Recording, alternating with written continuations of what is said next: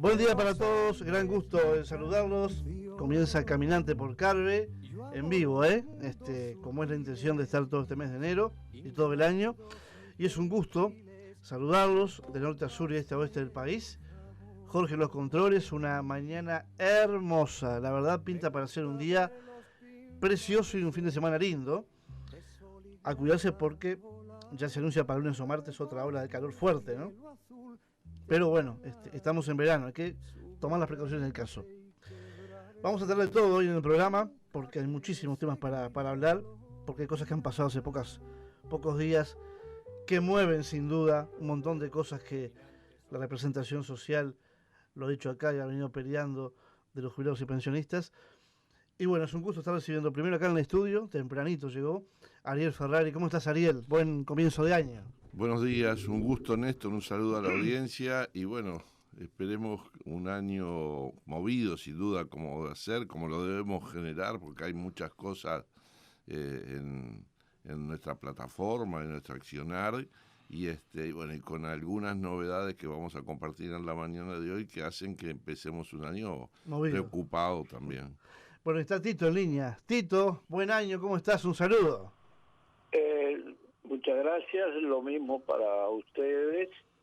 Y como bien plantea Ariel, año que comienza harto difícil. La cuestión sanitaria vinculado con el tema de la pandemia, estamos sufriendo un rebrote de la misma que en los últimos 4 días resultaron más de 20.000 infectados en todo el país. Esto tiene picos muy altos en los departamentos de Maldonado, en Rocha, en Montevideo y en todo el país. Realmente se está viviendo una situación de emergencia sanitaria que esperemos pueda irse controlando, y creo que debemos de acompañarlas con algunas medidas que no estamos tomando. Yo escuchaba el otro día al científico vinculado a los adultos mayores que mencionaba, no hay que hacerse distraído cuando la pandemia arrecia y de esta manera, y creo que ya es hora de tomar algunas medidas que vayan protegiendo al conjunto de la población. Sin duda. Y además, bueno, ingresar en ese tema, Ariel, Tito, que bueno, que ha pasado en los últimos días, ¿no? Este aumento que se ha dado, este ajuste de enero. Todavía falta un definitivo, ¿no? Pero un definitivo que de todas maneras, Ariel, Tito, no colma las expectativas que se esperaban, ¿no? De ninguna manera. Tenemos ya definitivamente un aumento que va a ocurrir a partir del 1 de enero. Es un aumento provisorio que cobrarán todos los jubilados y todos los pensionistas en un porcentaje de 5.87%. Las prestaciones del mes de enero tendrán este aumento provisorio. Y a finales del mes de enero conoceremos los guarismos del índice medio de salario del mes de diciembre y habrá que sumarlo a este 5.87 para conocer el aumento definitivo para este año que comienza para todos los jubilados y pensionistas. Que en esto siempre hemos sido muy precavidos. Hace meses venimos observando el comportamiento tanto del índice medio de salario como de la inflación, el IPC, y nosotros somos de los que creemos que el índice medio de salario del mes de diciembre no va a ofrecer cambios importantes a este 5.87. Yo soy de los que creo que el aumento definitivo va a estar un poco por encima del 6% y no mucho más allá del 6%. En relación a esto, debo decir también que en el día de antes de ayer se cerró el año en lo que hace al IPC. La inflación ya la conocemos y estuvo en 8,09 en el mes de noviembre, y de acuerdo al movimiento de algunos números, la inflación, el IPC, definitivamente cerró en 8 puntos en nuestro país. Quiere decir que la inflación está en 8 y que la perspectiva para nuestro aumento es del 6%. Esto equivale a que continuaremos perdiendo poder adquisitivo, poder de compra, calidad de vida. Podremos comprar menos con las mismas prestaciones que cobramos hace muchos años. Por lo tanto, esta es la situación que yo veo en cuanto a los aumentos a jubilados y pensionistas para el año que comienza. Tito, a mí me gustaría repasar, reafirmar de alguna forma cómo es el procedimiento, porque lo venimos hablando muchísimas veces, era parte de nuestro compromiso que decíamos, hablábamos previo a las elecciones del 28 de noviembre de PS, la definición de por qué mecanismo y qué parámetros se toma para fijar el monto que todos los jubilados y pensionistas del país, y le pongo énfasis al todos porque no son solo del BPS, también de los otros institutos de seguridad social, de la caja militar, de la caja policial, también ellos ajustan por el mismo índice que ajustamos los jubilados y los pensionistas en el BPS, en caja bancaria, en caja notarial, en caja profesional.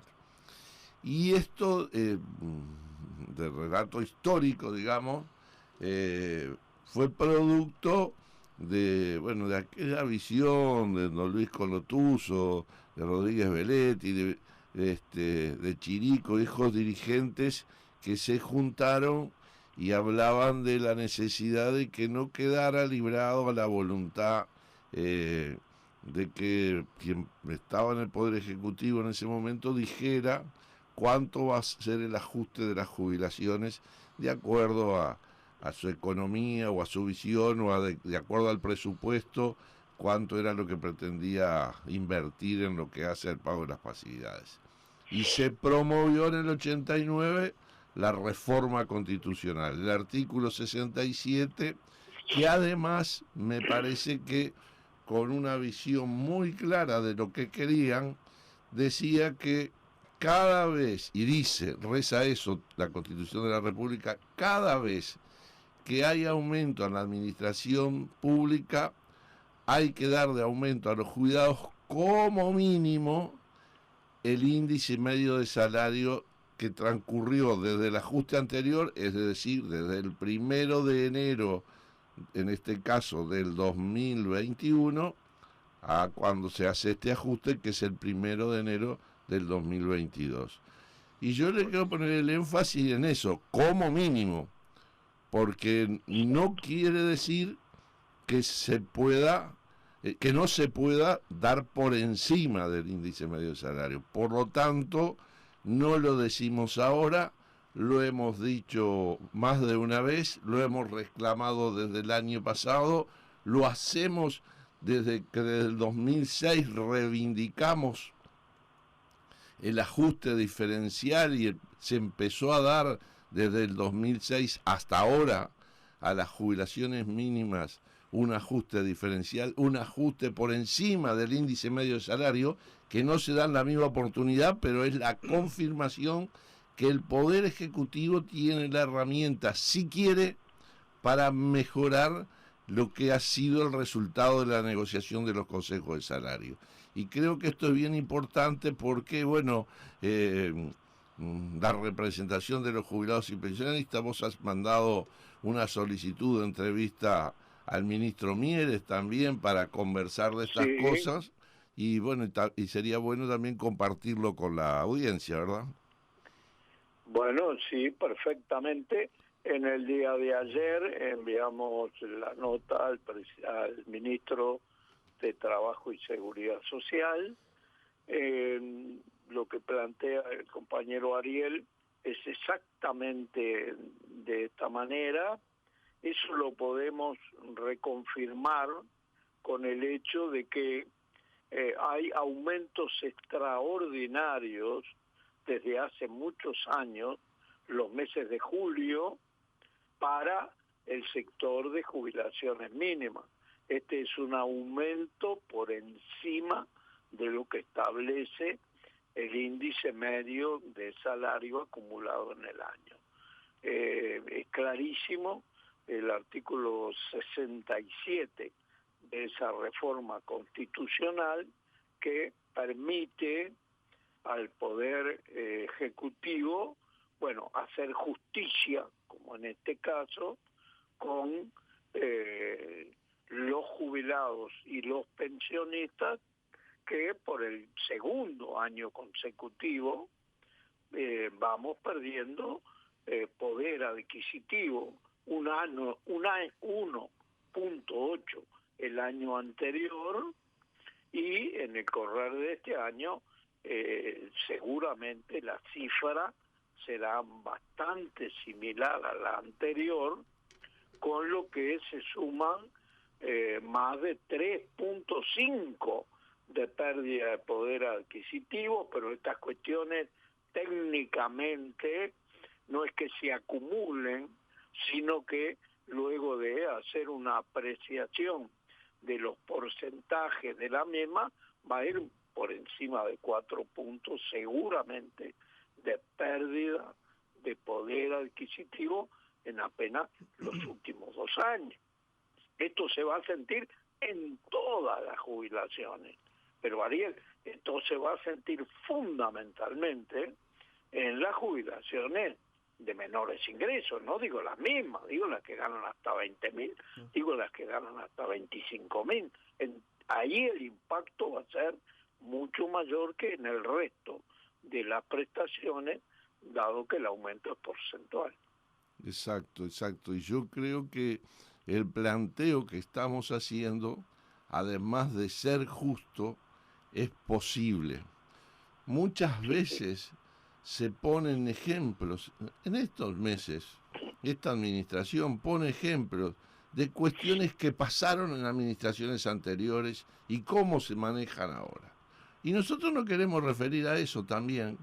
En administraciones anteriores hubo crecimientos económicos que saludamos, como hoy, que el crecimiento económico está llegando a 4 puntos del Producto Bruto Interno, que hizo que los técnicos, los economistas que hacen proyecciones, tuvieran que corregir las proyecciones porque sorprendió las exportaciones de los commodities, de la carne, a niveles que nunca había pasado, y bueno, y permitió que, a pesar de las dificultades de la pandemia y todo lo demás, la economía empiece a repuntar, empiece a mejorar. El tema es, ¿qué se hace con esa mayor cantidad de dinero que ingresa al Estado? ¿Cómo se distribuye? ¿Cómo se distribuye? El 70% de los uruguayos vive de un ingreso de salario que cayeron, porque el índice medio de salario hoy está en 5,87, que es lo que vamos a tener aumento nosotros, y la inflación en un 8, quiere decir que los trabajadores perdieron, y el otro, que vive de una jubilación y una pensión, ajusta por índice medio de salario, también como lo estamos explicando perdimos. Entonces, cuando el 70% de la gente está perdiendo, quiere decir que las grandes ganancias se concentran entre pocos. Entonces, si no hay voluntad para redistribuir, y ahí hay una diferencia. En los 3 lustros anteriores, es decir, en los 15 años anteriores, siempre el aumento fue superior a la inflación. Punto más, punto menos, medio punto, pero cuando hubo crecimiento, de alguna forma, ese crecimiento, algo le llega a los trabajadores que mejoraron sus ingresos, o algo le llegó a los jubilados y pensionistas porque aumentaron una capacidad de compra en aquellos años de casi un 60%. Entonces, mientras que ahora, en 2 años, ya estamos perdiendo un 4%. Entonces, creo que no es que es un planteo para que lo resuelvan otros y alocados sin justicia, y además de tener la justicia de reclamar por lo que menos tienen, creemos que hay recursos que el Estado debe invertir también, porque no es que quien mejore los ingresos por su pasividad va a poner en la caja de ahorro o en abajo del colchón a guardarla por cualquier cosa que pasa. No, va a ir a consumir al almacén, va a ir a consumir a la carnicería, va a ir al panadero. Se empieza a mover la pequeña y mediana empresa, es generadora de empleo, y bueno, sin duda también se vuelve al Estado a través de los tributos que se pagan y los consumos que se hacen. Ariel, dada tu experiencia, hay ejemplos de que hay cosas que se pierden que después de alguna manera se van recuperando. Esto que se pierde no se recupera más, está claro. Y no, porque, a ver, recibimos el 1 de febrero, nos llega a nuestra mano cuando cobremos la pasividad de enero, claro, el 5,87.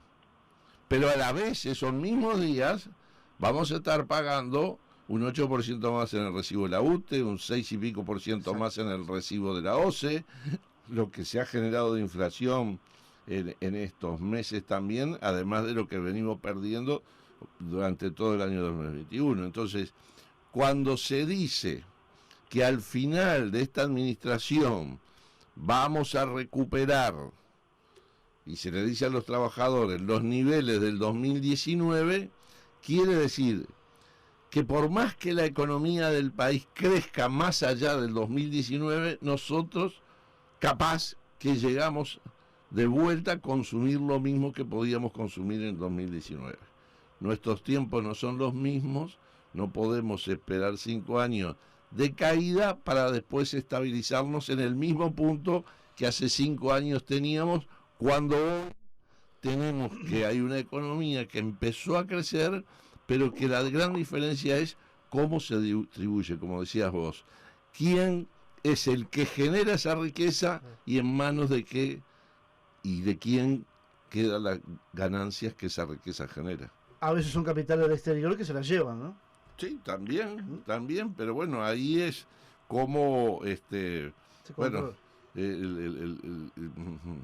las obligaciones o no que se les ponen a cada una de las empresas, los tributos que pagan, y acá no es un problema de decir, bueno, poner más impuestos, porque en definitiva, la prensa lo ha dicho, en estas horas se aumentó el IMESI en los cigarrillos, en la bebida y en la nafta.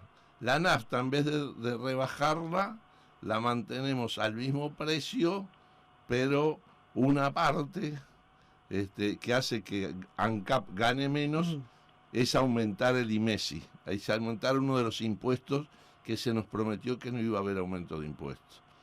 Está claro, sigue teniendo el mismo valor la nafta, pero en vez de rebajarla, que eso ayudaría en definitiva a la economía, porque el transporte, todo lo que mueve la industria, todo lo que hace al consumo de esa energía, sería menos costoso, pero se resolvió mantener el precio, aunque haya subido el IMESI, Quiere decir que de los 70 pesos que uno paga un litro de nafta, en vez de haber X para el Messi, hay X con un poco más. Y ese poco más es mayor recaudación para el Estado en vez de la gente, de quien consume, o la industria, los servicios que utilizan combustibles, pudieran tener un valor menor. Tito, el ejemplo de Ariel es fantástico cuando habló del aumento de las tarifas públicas, ¿no? Que a su vez es obvio que quien tiene una gran superficie o un almacén mediana o algo, si le aumentan la UTE, si le aumentan la luz, no lo va a sacar del bolsillo de él, lo va a trasladar a los precios. Y ahí otra vez la cadena se vuelve a engrosar, ¿no?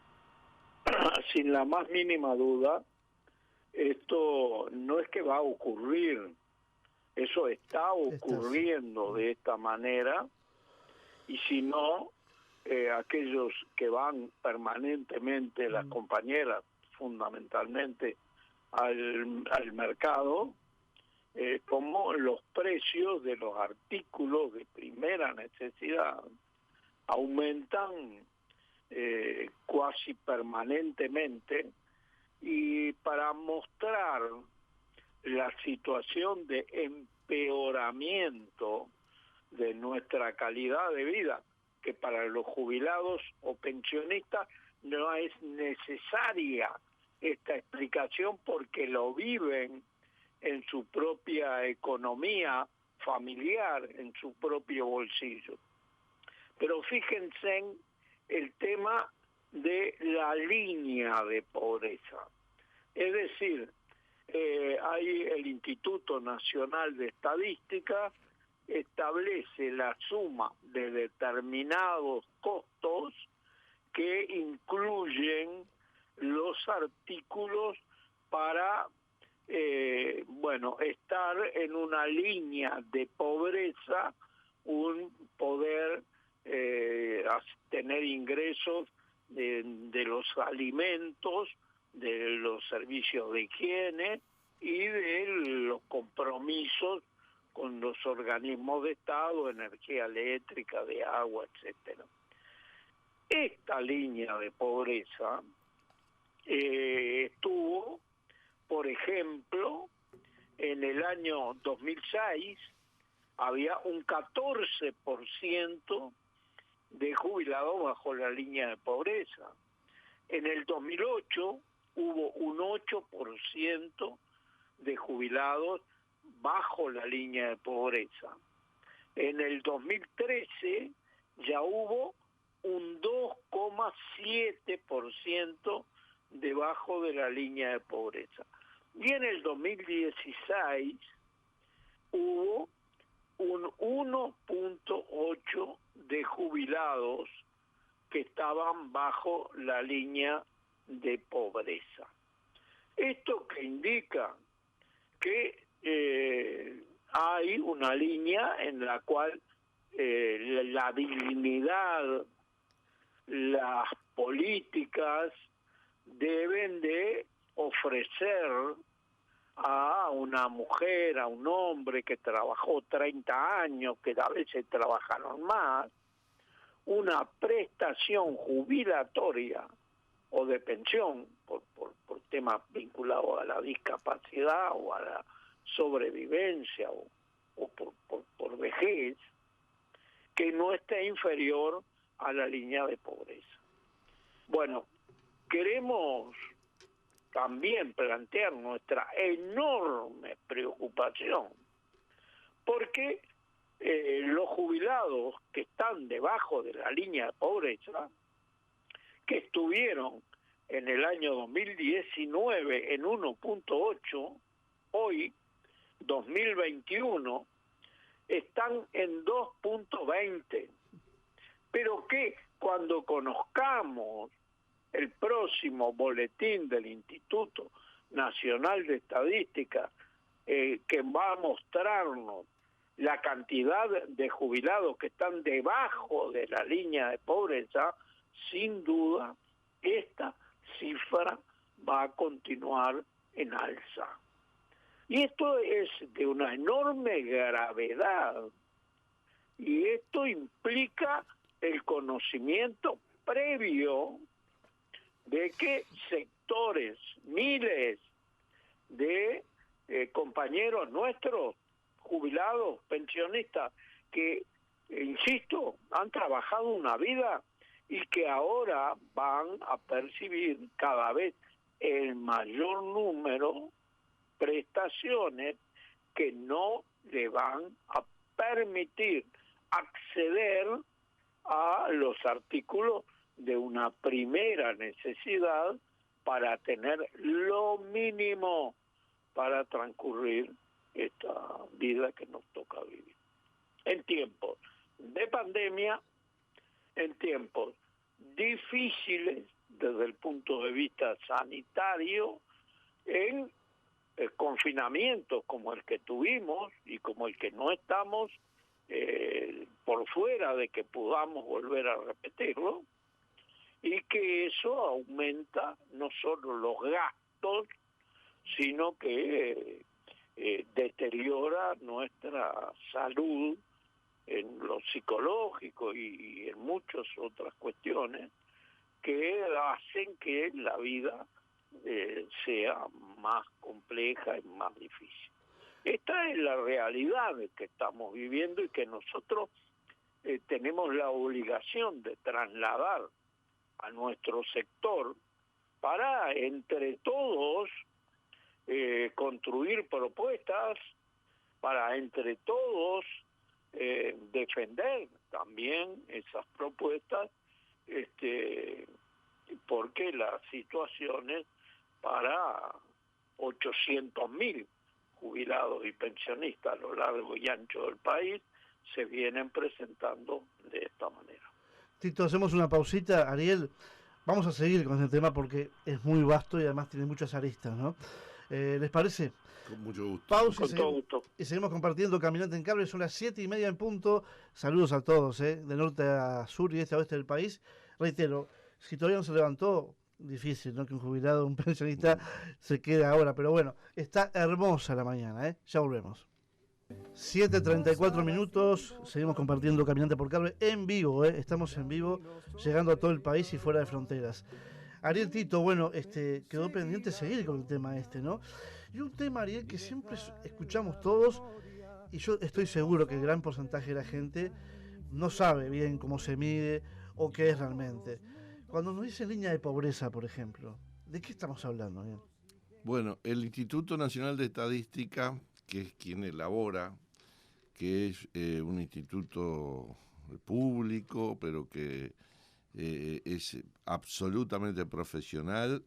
En ninguna administración se ha cuestionado la elaboración de sus datos.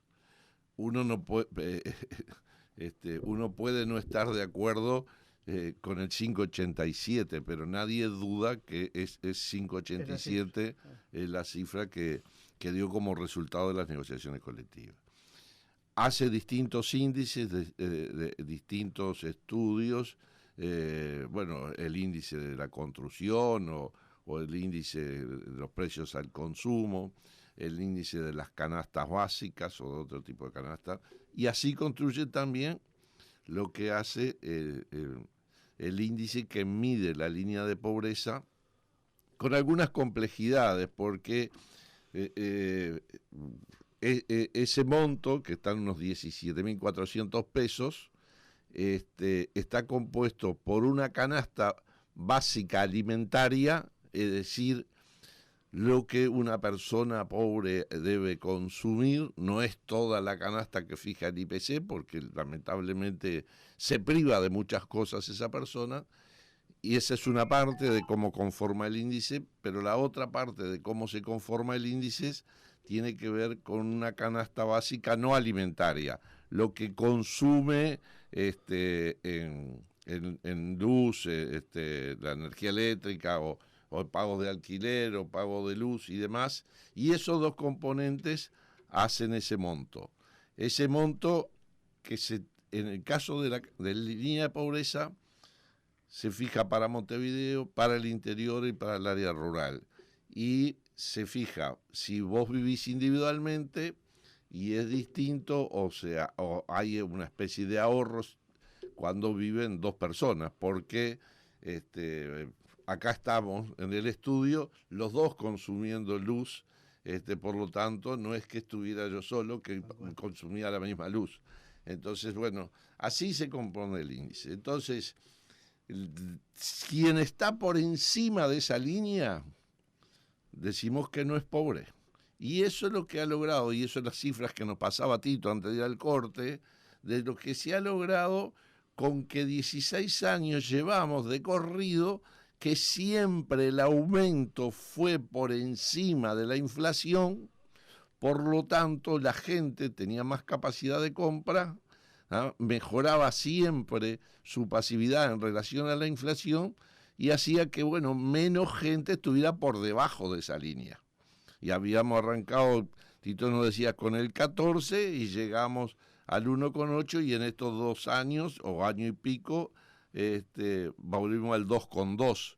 Y esto es una procesión que va a continuar. Si no se modifica, si no se tiene en cuenta los planteos que hacemos de que por lo menos no se pierda dando la inflación.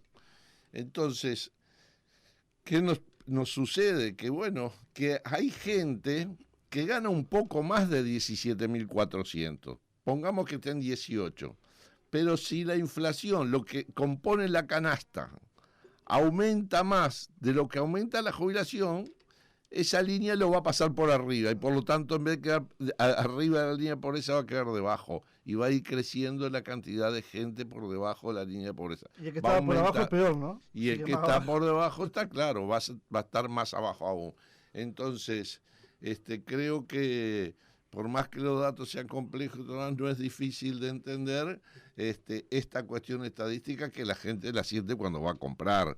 Es la estadística popular, pero la importancia de explicar y lo que significa, también viéndolos con datos, con números que se hacen del propio Estado, cuáles son las consecuencias de no hacer ajustes, por lo menos que impida que la gente compre menos de lo que venía comprando.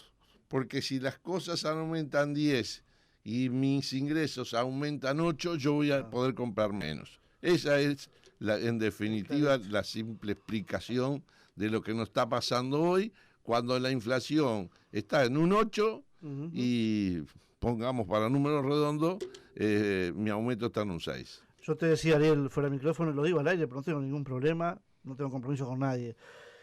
Yo hasta hace 3, 4 años, los fines de año, cuando uno cobraba el aguinaldo, la licencia, nos íbamos con la familia a Piriá, por un lugar cerca, tampoco a tirar manteca al techo, pero por lo menos una semana, como laburador, descansar, cerca de la playa, en fin, comer un asadito, un parrillero, comiendo dentro de casa. El año pasado y no me va, o sea, a ver, no me da la plata, no puedo irme a ningún lado, y siento que eso que cobré, llego a fin de mes, pero llego como siempre o menos. Yo siento que la plata no me está rindiendo como antes. Digo, y lo tengo que decir, no me rinde, no hay forma. Sí, lo que nosotros explicamos con números, los datos, tu explicación es en la práctica. De que y no soy general, yo, muchos compañeros le pasan por lo mismo, ¿no? Le pasa a trabajadores que de repente, bueno, o tienen más de un empleo, tienen un salario más o menos digno, que le empieza a pasar eso. Pero los trabajadores de salarios más bajos, por favor. Los recortes se dan hasta en la calidad de la alimentación. Sin duda. Entonces la calidad del consumo, no solamente en las vacaciones. Y eso es lo preocupante cuando uno sale y recorre el centro de Montevideo y encuentra tanta gente durmiendo en la calle, ¿no? Y que a veces son problemas sociales, problemas de la droga, pero también la economía lleva a esas cosas, ¿no? O gente yendo a un comedor que uno ve que están bien vestidos, que hay gente que está ahí porque no le queda otra, y con vergüenza a veces, ¿no? No es fácil la mano. Tito, ¿y qué desafío para este año con todo esto, ¿no? ¿Cómo revertimos esto? ¿Cómo tratamos de salir un poco más adelante, ¿no? Es un desafío enorme que hace mucho tiempo que no hablábamos de la línea de pobreza cuando la mencionábamos, podíamos mostrar cómo cada vez era menor la cantidad de jubilados y pensionistas que quedaban en esas condiciones. Por segundo año consecutivo vemos cómo hay mayor cantidad de compañeros en esta situación dramática, y nosotros no queremos simplemente informar, dar números, hablar de los detalles técnicos, cómo se llegan a esos números. Queremos expresar que este es un enorme problema social, que los jubilados y pensionistas no estamos para constatar hechos únicamente, sino que constatarlos, mostrarlos a la opinión pública, fundamentalmente a nuestros compañeros jubilados, pensionistas, y construir propuestas que después tendremos que defender, porque nosotros somos jubilados, tenemos dignidad y tenemos derechos a una vida digna, que en este camino vamos a ir perdiendo.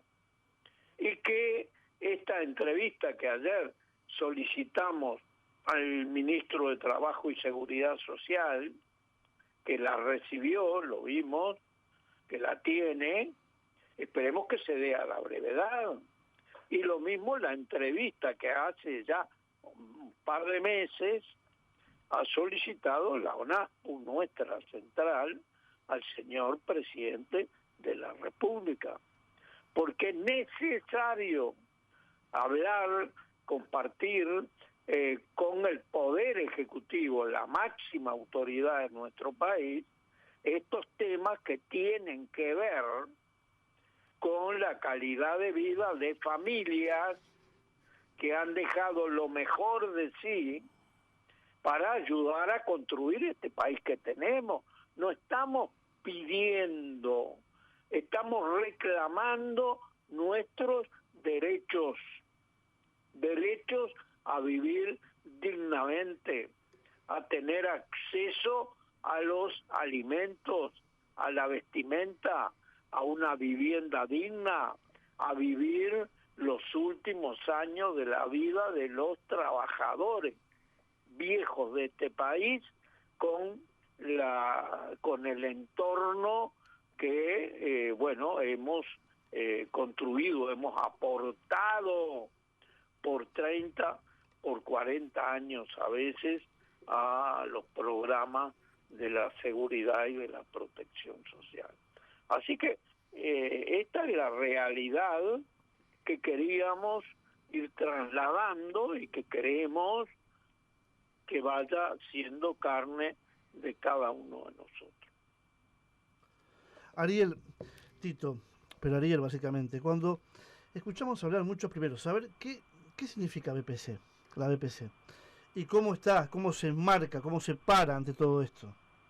Bueno, tiene mucha relación además con el ajuste de las pasividades y para qué se utiliza. Lo que sigla BPC es Base de Prestaciones y Contribuciones. Bien. Mire, este índice se creó en el 2004. Al final del gobierno del doctor Valle, a mí me tocó participar cosa que reconozco, el ministro de la época, el doctor Pérez del Castillo, me llamó ante una nota de prensa que había hecho yo, porque yo decía, hasta que no separemos lo que es el salario mínimo, de fijar los topes, de fijar los topes máximos, topes mínimos, porcentajes para recaudar impuestos, como era el impuesto a la renta de las personas, no el IRPF, el viejo IRP, que todo se fijaba por salario mínimo, no vamos a lograr que el salario mínimo aumente. Porque el salario mínimo en aquel momento estaba a 1.100 pesos.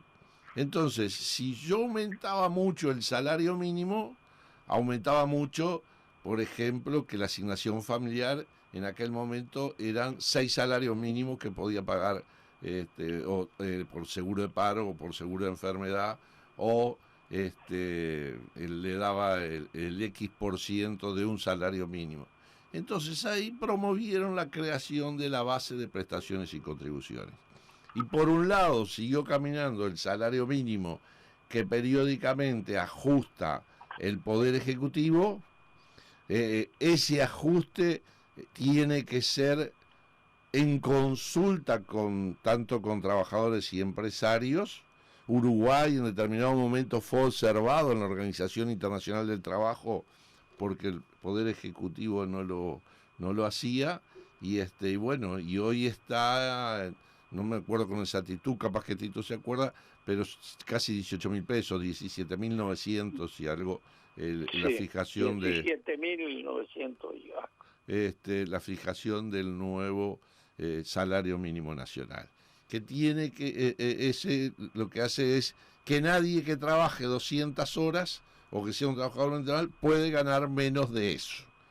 Entonces, pero se creó la base de prestaciones y contribuciones, y ahí se dijo, la base de prestaciones y contribuciones va a ajustarse, teniendo la facultad del Poder Ejecutivo entre elegir un 20% más o menos entre lo que es la inflación y lo que es el índice medio de salario.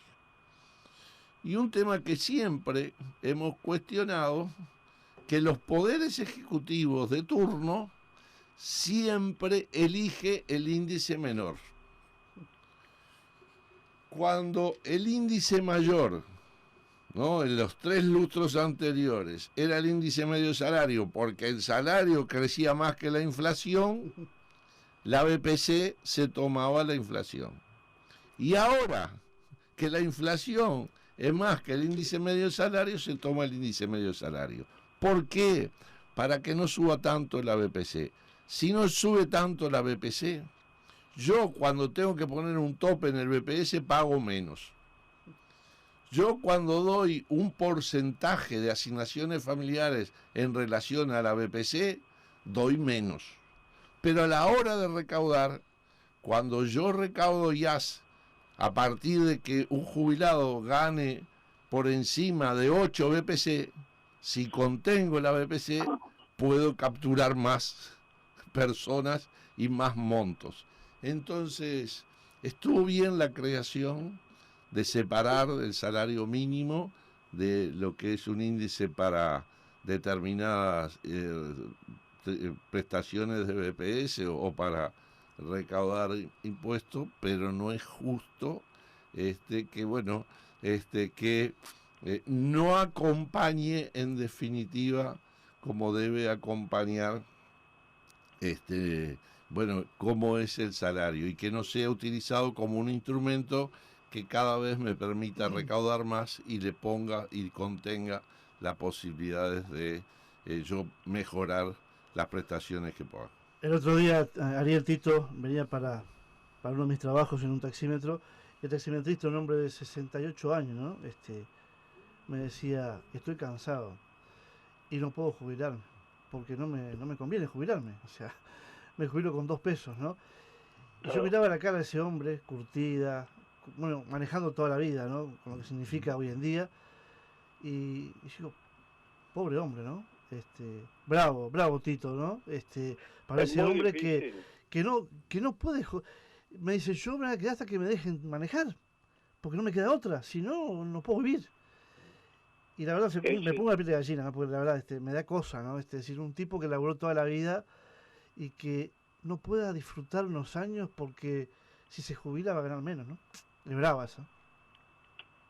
Es una situación muy difícil. Nosotros tenemos el propósito en la audición del día de hoy de establecer con bastante claridad todo lo que esté alrededor de un aumento de nuestras prestaciones, que ya todos tienen claro que en forma provisoria no llegó a 6% en este mes de enero, y que cuando el IPC, la inflación, ya está en 8, vamos sabiendo que vamos a continuar perdiendo poder adquisitivo durante este año. Ese es nuestro propósito, de generar una conciencia vinculada a una realidad de deterioro de nuestra calidad de vida. Pero nos quedan muchos temas para seguir abordando, que tendremos que tener rigurosidad. Es necesario hablar de la Operación Milagro. Renunció la directora del Hospital de Ojos, aduciendo la falta de presupuesto. Solo un titular, porque de esto tendremos que hablar. Tenemos el plan Ibirapitá, no pertenece más al plan Ceibal. Se está no hablando, se está llevando adelante un programa que va de la tablet a un teléfono inteligente. También, sin confirmar los montos para acceder a una herramienta comunicacional como puede ser una tablet o un teléfono inteligente, no tendría la base de 8 bases de prestaciones contributivas, lo que hablaba Ariel. Sería de exactamente la mitad, 4 bases de prestaciones contributivas. Y si se contiene esto la no BPC, menos gente le accederá. En fin, tema vivienda, Ariel, temas que tenemos que seguir profundizando, y que sí, seguro lo vamos a hacer. Por eso la importancia de estar comunicados permanentemente. Y también, por supuesto, que queda para este año a ver qué pasa, la reforma, ¿no? Ni hablar. Que toca, que por más que se ha dicho que no toca a los jubilados, toca, pero también toca a quienes van a jubilarse, ¿no? Me pongo en la piel de los que tienen, ya están por ahí cerca, ¿no? Es brava esa, ¿no? Estar esperando qué se va a resolver. A ver, si para quien dice que no toca a los jubilados, porque ya estamos jubilados y por lo tanto no va a afectar el derecho adquirido. Si logran ampliar, como está planteado en la comisión de expertos en el documento, que haya más capitalización individual obligatoria, es decir, que más recursos genuinos de la seguridad social se trasladen a empresas privadas, administradoras de fondos, se traslade a las AFAP, serán menos recursos que quedarán en el BPS. Por lo tanto, seguirán insistiendo en esa muletilla, en definitiva, de que el BPS es deficitario, que los ingresos son insuficientes y por lo tanto o medidas de recortes o contenciones de derechos. Entonces, es muy preocupante para nosotros que dicen que no. Está claro que para los activos también. En estas horas estuvimos, Ramón Ruiz se reintegra de una licencia y estuvimos intercambiando algunas cosas que coincidimos con los trabajadores, somos aliados estratégicos, ONASPU, PIC-CNT, la representación de jubilados y de trabajadores. Y vamos a hacer una reunión para ya ir pensando también cuáles serán nuestros aportes, cuáles serán nuestras posiciones en torno a tema tan delicado como va a ser una posible reforma, que lo que se está pensando no es cómo se amplían los beneficios, sino cómo se contienen, cómo se postergan derechos, a veces con cuestiones que son difíciles de justificar, no porque, a ver, por un lado nos dicen que como hay más expectativa de vida, se prolonga la vida, hay que trabajar más años, entonces antes de los 65 años somos jóvenes y podemos trabajar hasta los 65 años. ¿Ah? Y uno encuentra en una discusión en el Parlamento en estos meses, que parecería ahora que quedaría postergada y demás, pero que siguen sosteniendo que a quienes violaron, a quienes desaparecieron, a quienes mataron, que fueron procesados por la justicia y están presos, como lo consideran viejo a los 65 años, darle prisión domiciliaria. Entonces, si 65 para una cosa son jóvenes, para la otra no. Entonces, creo que, bueno, la edad no es un componente que hay que mirarlo solo, la edad junto a las condiciones de trabajo, al monto del retiro, a la propiedad, porque lo que es, si hoy me dicen que a los 60, hay que trabajar hasta los 65 y te voy a pagar lo que te pagaba antes cuando te jubilabas a los 60, quiere decir que me están recortando. Además de postergarme la edad, me están recortando porque me van a dar menos de jubilación. Tito, nos queda un minutito menos. ¿Querés redondear algo? No, nosotros al comienzo del año queremos todo el cariño que sentimos por todos los jubilados y pensionistas, concentrarlos en Normita Duque. Tito, ayer hablé con ella. Ayer la llamé a saludarla. Sí. Seguramente está escuchando la audición. Un beso grande para ella. Y bueno, todo el cariño, no nuestro solamente, sino de toda la ONASPU, de todo el equipo. Y pronto vamos a estar juntos nuevamente en ese Tala querido, y en todo el país, luchando como lo ha hecho ella toda una vida por los jubilados, por los pensionistas. Abrazo. Ariel, gracias por estar. Un gustazo y buena semana. Tito, el próximo sábado a las 7, ¿qué pasa acá en Carve? ¿Seguiremos haciendo? Seguimos haciendo camino al andar. Buena semana.